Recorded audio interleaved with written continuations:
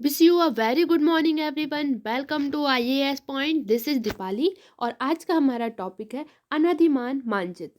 अनधिमान मानचित्र क्या होता है और इसे कितने टाइप से बनाया जाता है, आज की टॉपिक में हम ये पढ़ने वाले हैं। लेकिन उससे पहले आप हमारे चैनल को सब्सक्राइब कीजिए ताकि आपको इसके जैसी सभी वीडियोस देख सकें, तभी तो आपको अच्छे से समझ आएगा ना। तो चलिए स्टार्ट करते हैं आज के हमारे टॉपिक को, अनधिमान मानचित्र। अब सबसे पहले क्वेश्चन आता है माइंड में कि अनधिमान मानचित्र है क्या, तो हम इसको समझ लेते हैं।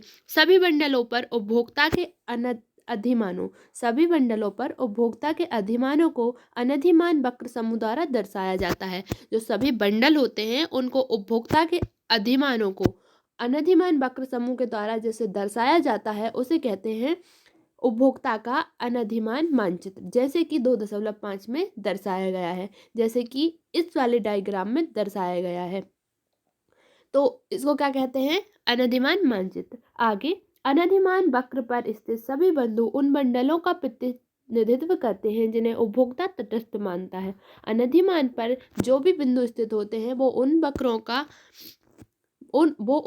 पर स्थित सभी बिंदु उन बंडलों का प्रतिनिधित्व करते हैं जिनको उपभोक्ता क्या मानता है? तटस्थ मानता है। अधिमानों की एक दृष्टता का यह अभिप्राय है कि किन्हीं दो अधिमान वक्रों के बीच ऊपर वाले बंडलों पर स्थित बंडलों को नीचे वाले वक्र पर स्थित बंडलों की अपेक्षा अधिमानता दी जाती है।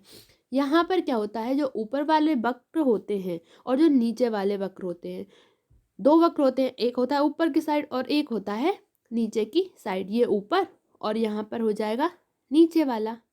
तो क्या होता है, किन्हीं दो अनधिमान वक्रों के बीच ऊपर वाले बंडलों पर स्थित बंडलों को, जो ऊपर वाले बंडलों पर स्थित जो बंडल होते हैं ना, उनको ज़्यादा मान्यता दी जाती है।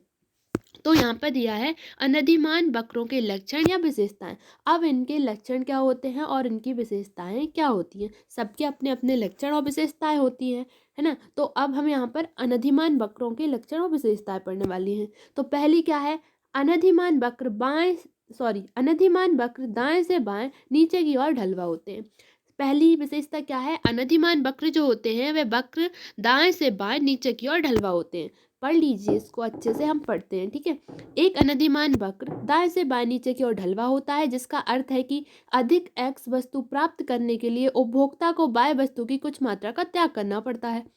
x वस्तु प्राप्त करने के लिए बाह्य वस्तु का त्याग करना पड़ता है। यदि उपभोक्ता बाह्य वस्तु की कुछ मात्रा का x वस्तु की मात्रा में वृद्धि होने पर त्याग नहीं करता है, तो इसका अर्थ यह होगा कि उपभोक्ता बाह्य की वस्तु वही अथवा अधिक मात्रा x वस्तु के बदले प्राप्त करता है और वह एक उच्च अनधिमान वक्र पर चला जाता है।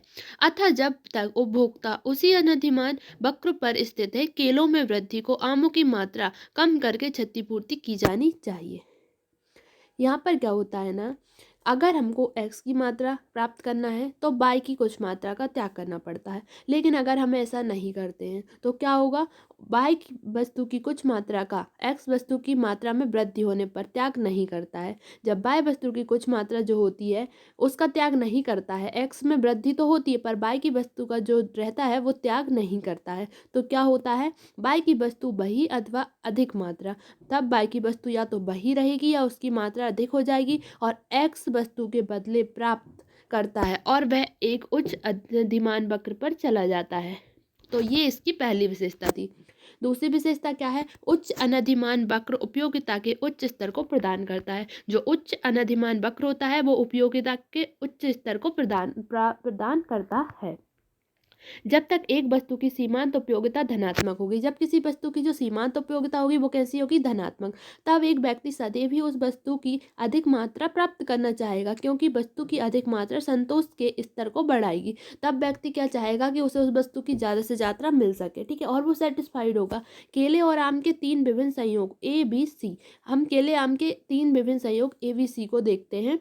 यहाँ पर देखिए ABC, यहाँ केलों की मात्रा, यहाँ आम की 1 2 3 और यहाँ पे 10 10 10, ठीक है, 2.4 में देख लिया हम लोगों ने, ठीक है। उपयोगिता के विभिन्न स्तरों का प्रतिनिधित्व वस्तु की विभिन्न संयोजनों के रूप में होता है।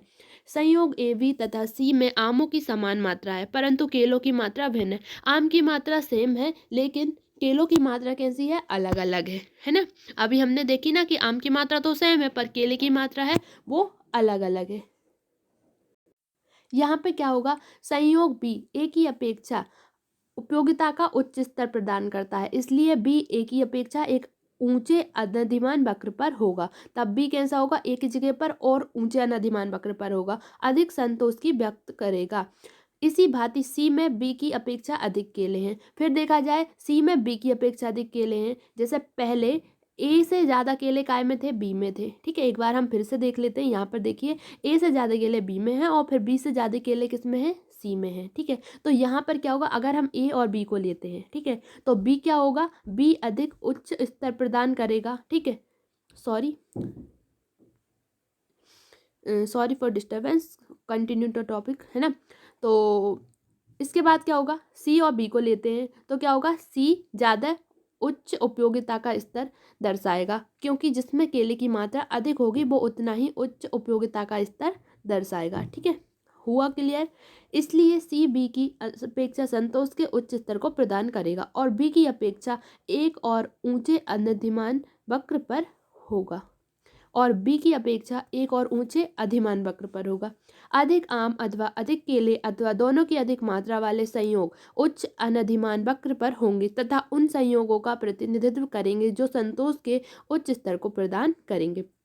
तीसरी विशेषता क्या है, अनधिमान वक्र कभी एक दूसरे को नहीं काटते। जो दो अनधिमान वक्र होते हैं वो कभी भी एक दूसरे को नहीं काटते। जैसे कि ये दो अनधिमान वक्र हैं जो कभी भी एक दूसरे को नहीं काटेंगे। ठीक है, इसको पढ़ लेते हैं, ये भी एक विशेषता है। एक दूसरे को काटते हुए दो अनधिमान वक्र परस्पर विरोधी परिणामों को दिखाएंगे। इसे समझने के लिए हम चित्र 2.8 में दो अनधिमान वक्रों को एक दूसरे को काटने देते हैं। यहाँ पर देखिए दो अनधिमान वक्र जो हैं वो एक दूसरे को काट रहे हैं। ठीक है, देखा हमने।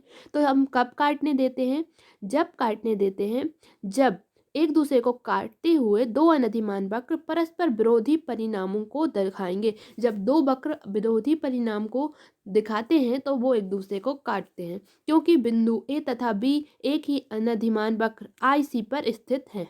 देखिए चित्र में दिखाया है बिंदु ए और बी एक ही वक्र पर स्थित है, काय पे, आई सी वन पर। ठीक है, फिर तो ये काटेंगे ही। संयोग ए तथा बी से समान संतोष का स्तर प्राप्त होगा, तब ए और बी से मतलब समान संयोग का स्तर प्राप्त होगा, मतलब ए और बी से व्यक्ति सेटिस्फाइड हो जाएगा। इसी प्रकार बिंदु बी तथा सी एक ही अनधिमान वक्र आई सी टू पर स्थित है, तब बिंदु बी और सी एक ही वक्र पर स्थित है आई सी टू पर, और यहाँ पर भी संयोग बी तथा सी समान संतोष का स्तर प्रदान करेंगे।